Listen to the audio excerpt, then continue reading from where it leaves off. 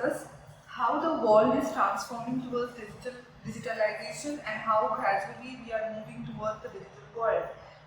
We will be discussing about industry trends, about brand activities, about different initiatives taken by different brands globally. Our focus today would be on the metal industry and specifically emphasizing on the aluminium industry. And to answer all our questions and queries today, we have with us Mr. Shomadip Chakraborty, who has been a part of the digital journey himself, as well as seen and guided companies to move towards digitalization. Welcome, Shomadip. How do you envision digital technologies impacting the overall efficiency and productivity of aluminium production processes? That's a great question, ma'am. I think it can be answered in multiple ways, but I'll stick to the mapping of the stakeholders of the aluminium industry while giving an answer to that. Now, we can look at it, this particular digital transformation helping aluminium industry in three major aspects. Number one is the industry itself. Number two, the people part of it. And number three, the external ecosystem. Alright? Now, if I concentrate on the first bucket, which is the entire production process and the entire value chain, I think there are plenty of technologies which are going to play key role. For example, Industry 4.0. Now, we know that the traditional aluminium process has been there for almost decades together and almost a century now, right? But the potline, if you see, there has been plenty of different technologies coming in, right? Now, all these processes are generating a huge number of data points. Now, this is a highly data-intensive industry, if you can capture that. Today, with the technical advancements, you can put all those data in the cloud. You can then apply your computational power or ability to find out the health of the hotline.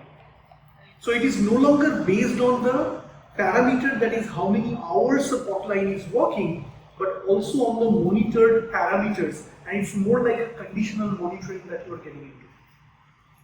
Eventually, you can use these data with the breakdown data to find out a predictive model on the predictive maintenance of the hotline. And I think put together, this can save a tremendous number of hours of productivity. So this is one such example of industrial IoT on this. There may be many more. For example, energy efficiency. For example, industrial robotics on managing the hotline, which is not known as a very conducive environment across the globe. Now focusing that on employee perspective, employee as in people who are not working on the shop floor, but people who are actually working in the corporates. Robotic process automation over last almost a decade has really advanced a lot.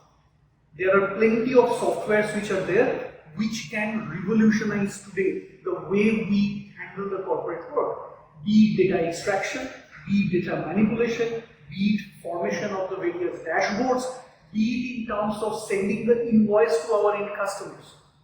So all these things can be completely automated with very minimal supervision. Alright? So that is about intervention of technology alongside human being in order to revolutionize the way we work and improve the product. The third aspect, which is again the entire ecosystem, supply chain optimization, supply chain analytics, HR analytics.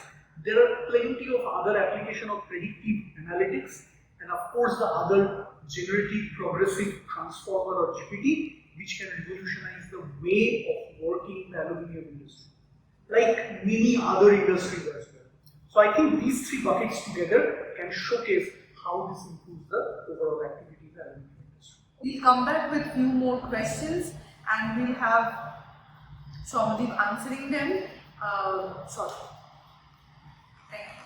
Thank you.